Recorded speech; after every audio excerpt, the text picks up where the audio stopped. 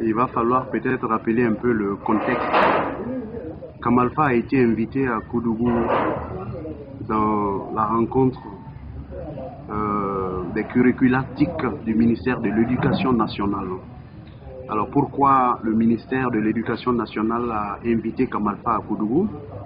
Alors cette invitation tire son origine, il faut le dire, du bon vouloir du Premier ministre qui a été saisi pendant la rencontre ONG-gouvernement. Kamalfa a pu directement interpeller le Premier ministre pour signifier que l'association Kamalfa est implantée à Bobo-Dioulasso depuis 2010. Et de 2010 aujourd'hui à 2017, Kamalfa a fait beaucoup d'efforts pour produire un système d'information qui fonctionne. Kamalfa s'est donné à hauteur de plus de 50 000 heures de programmation, des dizaines de voyages de Bobo vers Ouagadougou. Et donc on était un peu lassé de n'avoir pas de répondant en face. Donc le Premier ministre, effectivement, a pris note de notre requête. Et 2 semaines après, une mission officielle du MENA s'est présentée à Bobo-Dioulasso avec 5 directeurs. Et quand ces 5 directeurs sont arrivés dans nos bureaux à Bobo, ils ont reconnu que le travail était exceptionnel et ont même mentionné des notes dans notre livre d'or pour dire que le travail est d'une portée incomparable et qu'il s'agit là même d'une révolution scolaire que le Burkina doit adopter. Et dès qu'ils sont rentrés à Ouagadougou, c'était encore silence radio. Et donc nous avons à plusieurs reprises essayé de faire suite au passage de Bobo à travers même ne serait-ce qu'une note de rapport pour dire que nous sommes venus à Bobo-Dioulasso voir votre système, voilà. On n'a eu droit à aucune note de retour. Et donc, encore les voyages ont repris pour voir le secrétariat général, le cabinet de ministres. Et à aucun moment, on a eu l'occasion de rencontrer le ministre pour lui expliquer un tout petit peu quelles sont nos ambitions. Alors, pour l'éducation au Burkina que nous considérons comme une urgence de premier degré. Alors donc, n'ayant pas pu nous recevoir, on a reçu des lettres d'invitation à nous présenter d'abord devant les inspecteurs. Autour de 500 inspecteurs du Burkina qui se sont réunis d'abord à Koudougou pour parler des curricula TIC.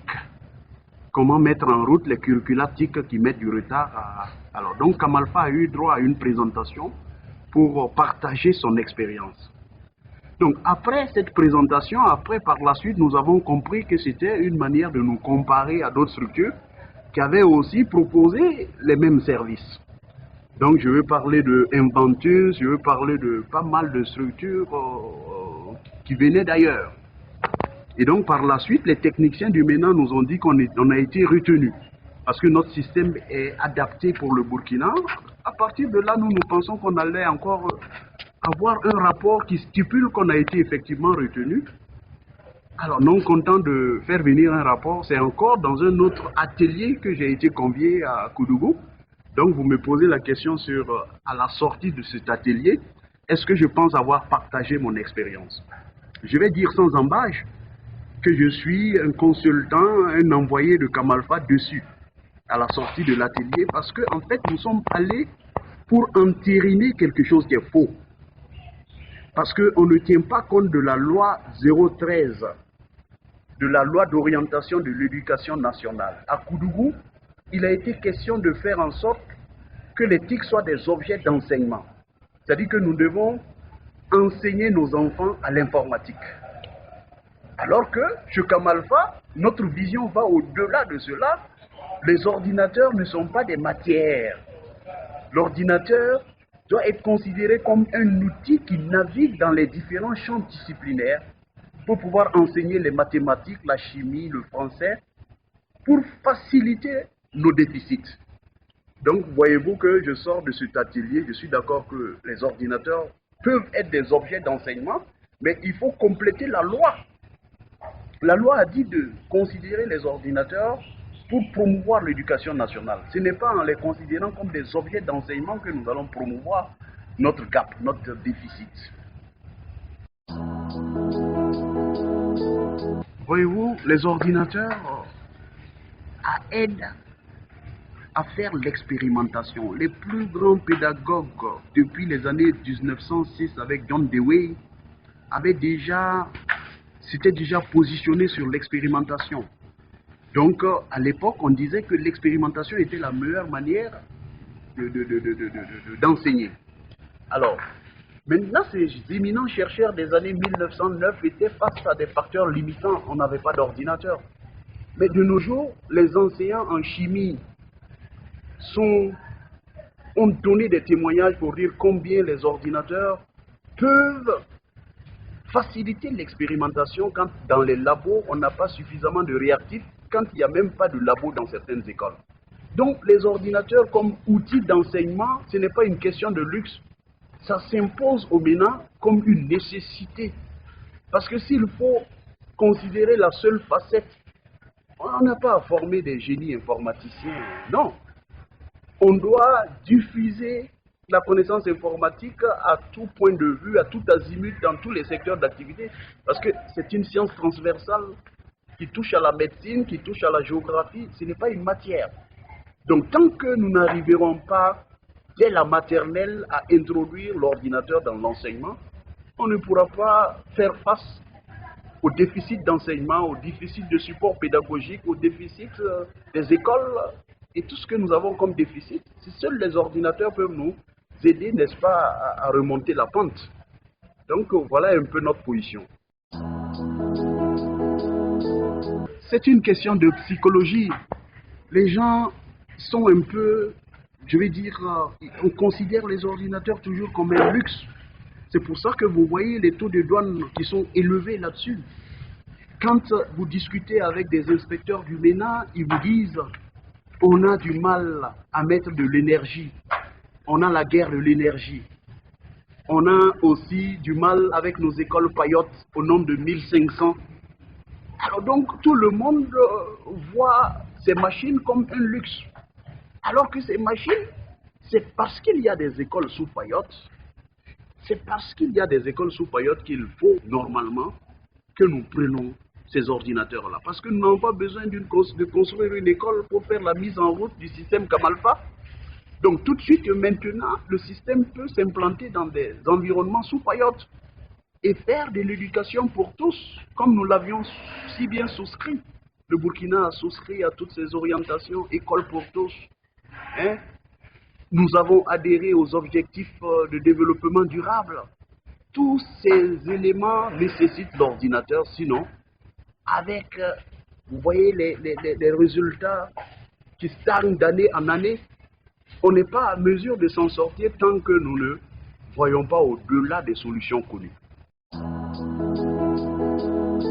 On va dire oui, parce qu'ils ont souscrit à toutes ces grandes orientations. La loi 013 de 2007 mentionne très bien que la promotion de l'éducation nationale doit se faire en utilisant les ordinateurs. Donc dans tous les textes, il est écrit et les dirigeants se comportent comme si ils aimaient les TIC. Mais sur le terrain, c'est tout autre chose. Il y a comme si les TIC étaient une peur bleue. Donc, on nomme des gens à des structures chargées de l'innovation qui doivent réfléchir sur comment les TIC doivent booster l'éducation.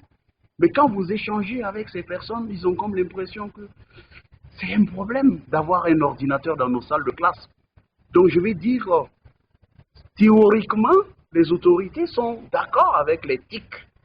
Mais dans la pratique, il y a comme une peur quelque part, je n'arrive pas à me l'expliquer, mais dans tous les cas, nous sommes en train d'accumuler du retard. Les TIC sont incontournables pour faire le développement de l'éducation au Burkina Faso. Depuis 50 ans, nos devanciers ont fait ce qu'ils ont pu faire pour l'éducation nationale. Ils ont eu des génies pour même créer des écoles sous payotte. Les solutions, c'est que Nous avons du mal à consentir 15% de notre produit intérieur brut pour l'éducation. L'éducation qui est le secteur clé de tous les autres secteurs de développement, on n'arrive pas à consentir normalement 15% de notre produit intérieur brut. Donc il y a un problème de budget, il y a un problème d'enseignement, ça va de pair. Il y a un problème d'école, il faut construire des écoles. Donc dans un schéma classique, s'il faut attendre de construire autant d'écoles dans tous les villages avant de pouvoir envoyer nos enfants à l'école, on va toujours mettre 30 ans pour atteindre les objectifs de développement durable en matière de l'éducation. Donc aujourd'hui, avec un ordinateur, on peut coupler les performances d'une centaine d'enseignants. Avec un seul ordinateur et un CD-ROM, on peut concaténer tous les besoins en lecture d'un enfant. On va encore faire des économies d'échelle dans la production des supports pédagogiques. Donc, l'éthique dans l'enseignement, au départ, ça paraît luxueux, ça paraît cher, mais au finish, nous avons fait des calculs mathématiques qui montrent que nous payons 3 fois moins cher avec les ordinateurs que sans les ordinateurs. Donc, je vais dire que les TIC aujourd'hui sont la dernière chance. Parce que nous avons utilisé tellement de méthodes depuis les indépendances et nous sommes en train de nous embourber. Osons ce virage technologique. Osons ce virage technologique parce que nous sommes dans une période qu'il faut bien observer. Il y a eu un moment où l'homme dans la jungle utilisait sa force physique pour avoir le pouvoir. Il y a eu encore une autre période de l'industrialisation où le capital détermine la capacité des pays. Mais aujourd'hui, nous sommes dans l'ère de l'information où la maîtrise de l'information détermine la capacité d'un pays. Donc, si nous ne pouvons pas observer ces phénomènes, nous sommes voués à l'échec. Aujourd'hui, nous sommes dans une ère où la maîtrise de l'information vaut mieux que détenir des tonnes d'or ou des tonnes de pétrole. Alors donc, si nous ne pouvons pas faire cette lecture-là pour notre pays, qui est défavorisé, qui a tous les désavantages, hein, on nous colle tous les étiquettes, pays en voie de développement, pays sous-développé, pays loin de la mer, pays pauvre. Mais il faut briser ces caractéristiques pour enfin se doter des ordinateurs maintenant pour éduquer tout le peuple. Quand le peuple est éduqué, les questions de démocratie se règlent. Quand le peuple est éduqué, les enfants ne peuvent pas aller se jeter à la mer. Quand le peuple est éduqué, on ne peut pas parler de problèmes d'environnement. On ne peut pas jeter ces sachets plastiques, je veux dire, dans des fossés parce que le peuple est éduqué. Donc tous les problèmes de développement sont réglés. Donc voilà un peu la vision de Kamalfa. Cette vision-là est la condition sine qua non d'un Burkina en développement. Cri de cœur, il faut accepter que des chercheurs, c'est de la recherche-développement. Kamalfa, en 20 ans de recherche, a pu mettre quelque chose à la disposition du Burkina que moi je compare à Microsoft en 1980, qui a pu mettre à la face du monde son premier système d'exploitation, qui a gouverné les micro-ordinateurs. Aujourd'hui, le système éducatif Kamalfa, avec ses méthodes pédagogiques, sont une pierre angulaire pour booster tout en Afrique. Donc, il suffit maintenant qu'il y ait l'appui institutionnel. Kamalfa ne demande pas de l'argent, Kamalfa demande l'appui institutionnel parce que les cadres du MENA ont écrit que le système est bon. Il faut alors adopter des comportements pour que des structures comme l'UNICEF, comme les ambassades qui ont envie de financer dans des projets utiles, puissent choisir des projets utiles pour le bien de l'humanité.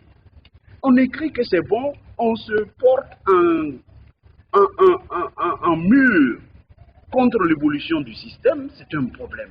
Le cri de cœur, c'est de dire aux plus hautes autorités, le Premier ministre, dès qu'il a eu le courage d'interpeller le MENA, et le MENA a fait le déplacement à Bobo, il ne doit pas s'arrêter à là, il doit faire une demande de retour. Vous êtes allé à Bobo Dioulasso chez Kamalfa, qu'est-ce que vous avez vu? Est-ce que le système Kamalfa est digne d'intérêt pour notre pays? Il faut que les cadres qui ont fait cette mission-là se prononcent. Parce qu'on ne peut pas mettre des millions dans des missions et revenir s'asseoir et ne rien dire en termes de rapport, parce que nous n'avons pas reçu de rapport, et toutes les actions que nous avons essayées pour rencontrer le premier responsable du ministère sont restées lettres mortes. Nous ne savons pas qu'est-ce qu'ils ont fait de leur visite sur Bobo. Donc nous sommes préoccupés. Donc je voudrais que le Premier ministre interpelle à nouveau le MENA pour leur dire, vous êtes allés à Bobo Dioulasso pour voir Kamalfa. Est-ce que le système Kamalfa est digne d'intérêt pour notre pays? Il faut que la question, puisqu'ils ils ont écrit dans nos cahiers, il faut que dans un rapport ça ressorte et que nous ayons une feuille de route pour que enfin ce que nous avons pu découvrir puisse servir à tous les enfants du Burkina Faso. L'éducation pour Kamalfa est une urgence. Et la manière dont nos autorités sont en train de se comporter, on dirait qu'ils ne sont pas au courant que c'est une urgence. Ils font semblant, ils ne sont intéressés que derrière des systèmes étrangers. Je ne sais pour quelle raison, mais il va falloir qu'on se réveille. Voilà, toutes les richesses développées par Kamalfa, vous les avez bien partagées avec Kamalfa. Et je voudrais encore demander un vent bien nourri.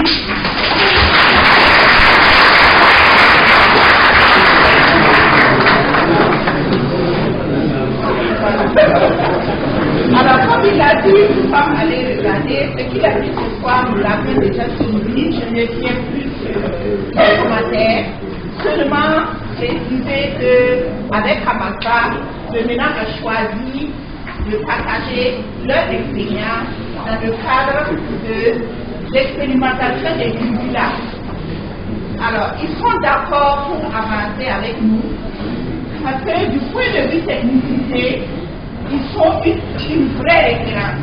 Donc, la collaboration, le partenariat va se poursuivre. Une formation a été signée. On va peut-être prendre un document à l'issue pour formaliser les choses et avancer dans le cadre de la réforme des résultats. Donc, merci à tout le monde. Monsieur Kamalfa, nous comptons nous avancer. Merci d'abord de poser à notre éducation. Vous voyez que tout le monde a bien apprécié son courage et puis on continue ensemble. Merci. À tout le monde de votre parler.